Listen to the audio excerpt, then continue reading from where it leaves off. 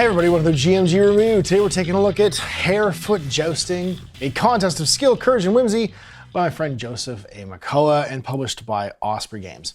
Illustrations in lovely cartoon format, all by Bone Dust. Now this was kindly sent as a complimentary review copy by Osprey and is it's Joe's first sports game. And Joe being Joe, that means that it's about halflings sitting on barnyard animals, hitting each other with sticks while their friends and loved ones watch and cheer. This is a roughly 50-page rules light, 2-player, but you can easily adapt it up to 4-player game, set in the beautiful farmland of the Hairfoots, sort of like homeland. It's halflings, it's, hobbits. It's hobbits riding barnyard animals, hitting each other while they're wearing buckets on their heads, as they've created their own sport. So, what you need to play, really simply, 3 miniatures riding appropriate mounts. They should all be mounted on 60mm bases. Some templates, which are photocopyable out of the center of this here. I should have just marked it. This here rulebook. They are 60mm wide, and I'm sure a variety of people will get excited about this game and make either like 3D printable ones or MDF ones at some point. And then this little team sheet to put down your stats, but it's kind of a grab and go miniature game. It uses 60mm bases as the standard template for filling with whatever miniature you want to make. If you want to kit bash one, if you want to use a variety of different 3D printable or miniature ones that are out there. And then you're gonna play a little sports game.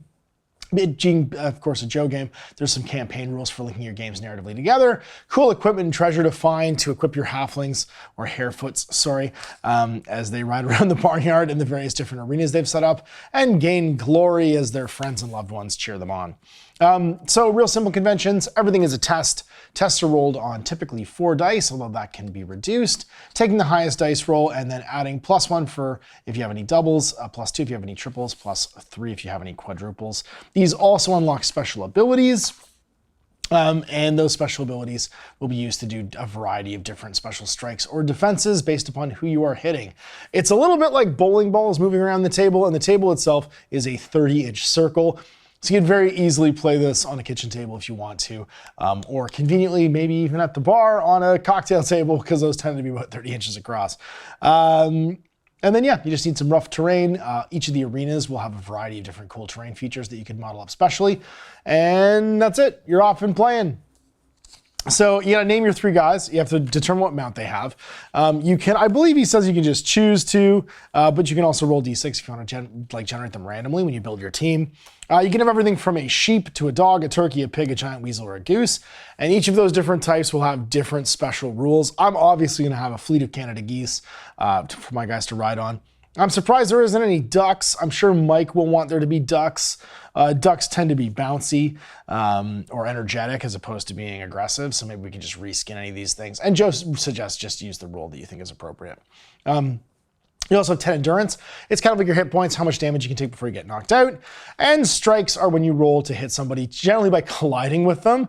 And you do so by picking a direction that you want to be facing, rolling to see where your mount goes because you're barely in control of these barnyard animals. They are not trained for this, and then flying across the board and bouncing into people. If you bounce into a friend, you might do a damage to them, but you will deliberately attack anybody who is in your path, and you'll do so with a series of reduced dice pools. Your opponent will roll 1 less dice to defend, usually 3, and if they roll any doubles, they can unlock special defenses too. So doubles initially when you're playing, through experience, you can learn to also use the triples and quadruples. We'll do things like a bruising shot, increase the endurance loss of a strike by 1, disarm, knock equipment off people for the rest of the game. And then flourishes, gain an applause token. Applause can get you things like rerolls. If you have 10 or more fans applauding for you, then you will get a reroll for the duration of the match. Basically, you can spend all your dice, 1 of your dice, or also to change the direction that you're moving. So you can use it to reroll the template. And then for defense, it's allowing you to do things like with a flourish, gain an applause token. Olay, move yourself 60mm in any direction. And that's what's handy about having 60mm bases as also a movement type, is you can just have a spare base that you put in contact with yourself and then slide the model around wherever you need it to go. So no measuring sticks or rulers required in this game. You're really just gonna be using the bases of the models themselves and the token or the templates that you measure off. If you manage to strike somebody, if you actually hit them, so what you're going to do is you're going to roll your dice pool of 4 dice. Let's say you get 6 2s and a 1. You will then add a +1 to that 6. Your total would be 7, right? Your highest dice roll +1 for every double, if you have any doubles, and then +2 if you have any triples, +3 if you have any quadruples. Your opponent rolls their 3 defense dice, gets a 4, and then 2 3s. Their total would be 5. You've succeeded. Your lowest dice roll is how much endurance damage you do. So you only get 1 because your lowest dice roll is 1 in that pool. But you could also unlock Shove. The striker can move the target 60 mile in any direction, provided it doesn't move them in contact with their figure or move it onto or over an obstacle. So you can push somebody out of the way. That's the general basis. Now, if you do contact more than 1 unit during the course of a move, you will attack them again, but you're going to get 1 less dice to your attack pool, your strike pool. Your opponent always gets their 3 defense dice, though. So there's less likely that even if you line up a cool shot and hit everybody, that you're going to do a ton of damage to them. And then equipment, you start with none, you start with no experience, no true fans yet, though some may show up over the course of games, and no rerolls yet, although you might find some by earning applause. Each of the tables will have setup options. You can see here there are 6 different pitches to play on. The famous pitches of the Hairfoots, so pipe leaf downs, the puddles, there will be brass bells, the barrel bottom, the baker's run, and honeysuckle arena. Each of these is going to give you special events that happen at the end of the turn, and then also special rules for playing inside of it. So baker's run or the barrel bottoms, there'll be special rules for the barrels.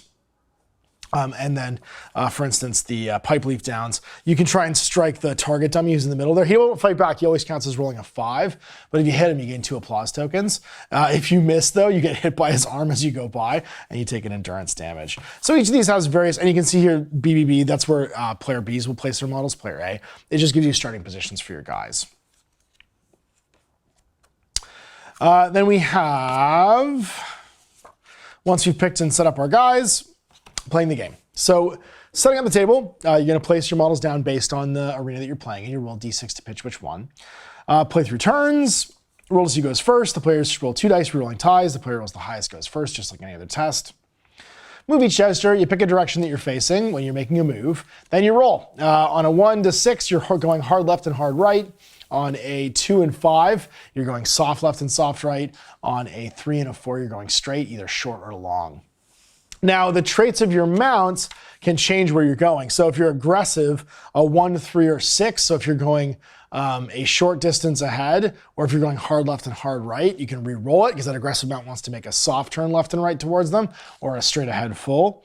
If you're bouncy, you can ignore the first obstacle you hit. If you're clever, you can switch a 2 for a 5 or a 5 for a 2, so you can switch the soft left for the soft right, and vice versa. Deliberate, you can do the short move for the long move, and vice versa. So if you only want to move a short, you can move a short. If you want to move a long, you can move a long. Energetic, you can pick the hard left for the hard right. And then soft, if you collide with a friend, you don't do any damage to them, but people still do damage by colliding into you. Like I said earlier, making strikes, rolling your dice pool and applying your modifiers. And then secondary and tertiary strikes, you roll a dice less basically for each one that you do. And you can see a good movement example here. So you pick your facing and your starting position. The safe zone is the beginning of your template. It's where you don't do any damage to friends if you start next to them, or enemies. You won't attack anything that's inside the safe zone. But once outside the safe zone, you've picked up speed, you'd make an attack roll against B1, an attack roll against B2, and then your final position is the back of your base against that. So you would just need the front and back of your base marked on your 60 mil base, and that's it. And so like I said, it's kind of bowling balls with a bit of RNG for how the movement's going to work, but your traits can give you slightly more control over that stuff. Now, if you hit a wall or the edge of the table, you stop and you won't use your full movement, but you would still resolve any of the conditions for the people that you run over the course of being there. And if you accidentally run over a friend, during that, you're going to do some endurance damage to both of you as you bump into them. If your endurance goes to 0, you're removed. And then rerolls can be used too. Again, roll which template you're using for your movement. Reroll all the strike dice in a strike, or reroll a single dice in a strike and defense roll. Applause tokens, if you take damage, you're gonna get applause. If you're the underdogs, if you have less models at sort of a turn, you're gonna get 4 applause tokens. Some of the special strikes with aplomb will give you an extra 1 as well. And then the pitch awards and weird events when you're playing a game. If you have your equipment, it might give you some bonus ones, and then the events that happen at the end of the turn will do it too. End phase, you just keep track of all your data. And then finally, weird events and optional rules, you roll 2d6 on the event table to see what happens, because it's a Joe game, so of course there's gonna be weird events. Rangers of Shadow Deep style. End of the game, some of the pitches have like a specific way to win, but typically it just ends when everybody's knocked out. Now, there's some rules variations that he suggests in here as well, and these can be fun because it just gives you more replayability in your games. So, for instance, limiting how many turns that you play. It could be like how many people are standing at the end of the turn could be your win victory. Scoring points only. People don't die and get knocked out. Instead, you're racing towards a total, for instance, of like, let's say the first person to 30 damage is the one that wins the game. It's a little bit like Guild Ball where you're racing to like a total. And then quick games, you can do things like increase or decrease people's endurance, set hard turn caps, stuff like that. And then campaigns. So at the end of every game, if you win, you get to roll 2d6 on the prize table to see what prizes you get. You can get cool things like pennants. When you strike somebody and do an endurance point of damage, you get an applause with your pennant if you tie it to your stick. Frying pan shields, if you lose any strike that does 3 or 4 endurance would be 1 less. A large wooden spoon, it gives you +1 to the initiative roll, but if you tie, you don't get to use it on the second reroll. Or a cookpot helmet. Anytime you would take more than 4 endurance damage, it's reduced to 4. And then experience, everybody gets an experience point, typically for surviving. If they get knocked out, they get 2, and then for every opponent they knock out, they get an extra 1. For every 10 experience points you get to roll on a progression table. And that could be, on a 1 and 2, you get +1 to your endurance stat. On a 3 to 4, you get extra special strikes on triples or quadruples. And on a 5-6, you get extra defensive strikes on triples. And these are usually just enhanced versions of the core one. So on triple, for instance, a punishing shot increased the endurance loss of a strike by +2 instead of +1 for a triple, +3 for quadruples. And like the width of plum goes up as well. Getting applause tokens, you get 2 for a triple and then 3 for a quadruple. Or vitality, the striker regains an endurance. You get to heal up. Defensive strikes, same kind of idea. Get 2 applause tokens by hyping up the crowd. Spirit raising escape, the defender gains up to 2 endurance. And then dodge, the defender may move up to 60 millimeters in any direction, provided this doesn't leave it in contact with another figure or move it onto or over an obstacle. And then true fans, at the end of the games, people may show up. Most Hairfoot attend jousting matches, drink beer, eat snacks, and hopefully get a good game in that order.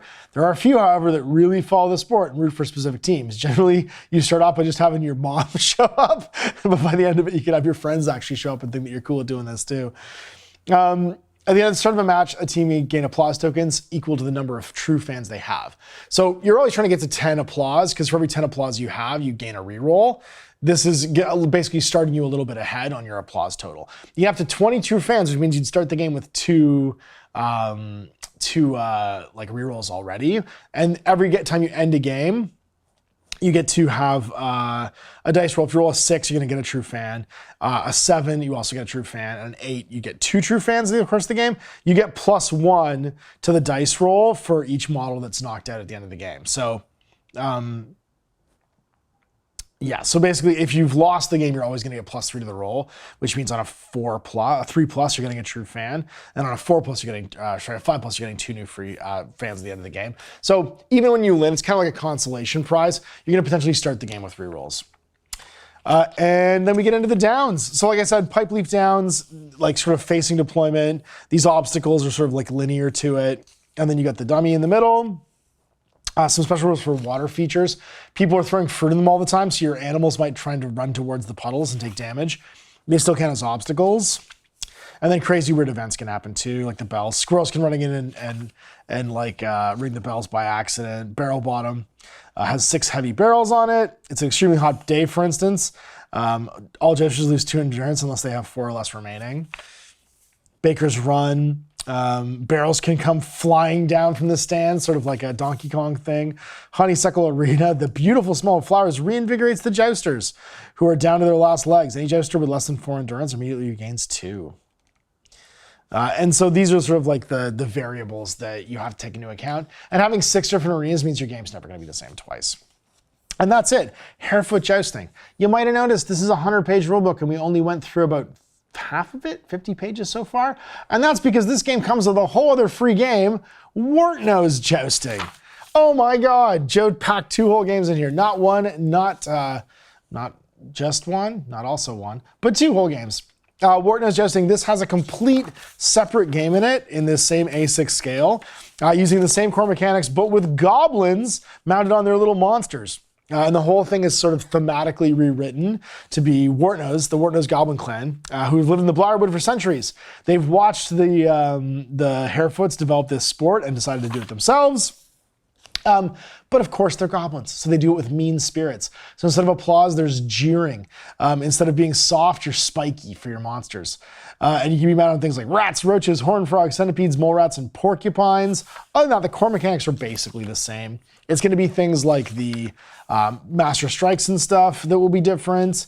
The core movement rules, though, are similar. It's just your mount traits, and of course, your experience and special unlocks that are going to be different. Jeering tokens, they happen for all the same reasons. And then the weird events and their arenas are also going to be completely different. Checking for health, seeing if you died or not. Your prizes will be different. So a skull with horns is a symbol of goblin cruelty, carried by the jousters. It has the same effect as the wooden spoon, but the same with like the animal carcass, like you put a dead squirrel on your lance as opposed to putting on a pennant.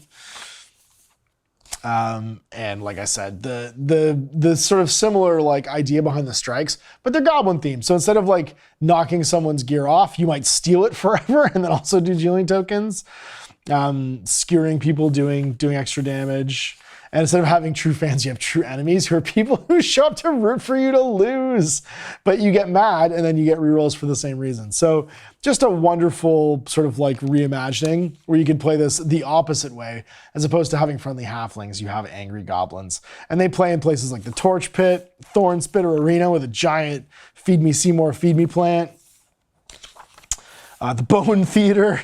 It's where Batman throws all his Robins when he's done with his child army into the Bone Pit. The Palace of Pain with like all kinds of like different reasons. The Wheel of Death, which has like a moving, the center of the pit should be represented by a 60 mil token. It's not an obstacle. Gestures that make contact with it may roll a strike against it. Anytime it's 5 or better, meaning a successful strike, the team gains a jeering token. At the end of every turn, roll one of the 6 points around the edge of the pitch, and then roll again to see the movement template. This represents where the mechanical arms come out of the walls and start striking people. Spikefoot Run, again, everything's spiky, does extra damage to you. And then you get theme movement templates, right? Which are the same as the movement templates for the core game. So 2 whole games, basically, based on Hairfoot Jousting and a fun outing. Obviously, this would make a great club game, a great game for younger miniature wargamers who are interested in tabletop gaming, or even people that just don't play that often. This is the kind of game if you just collect a bunch of miniatures for it, for D&D fans, RPG fans, anyone who likes the idea of like a whimsical kind of like sports combat game.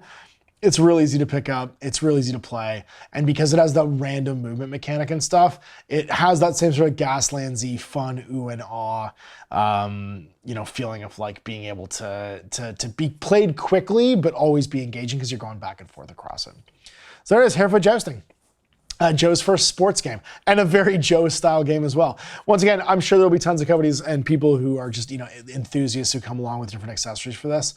So once it's sort of out in the wild and available to the public, this will be that kind of thing where I think you'll see a lot of people playing this after hours, playing at the bar, playing it with the spirit intended. Not a competitive game, but a super fun campaign game for playing with, hobbits riding barnyard animals. So big thanks for watching. Thanks for Osprey sending this along for the review. Thanks, Alan Ash. Have a good day.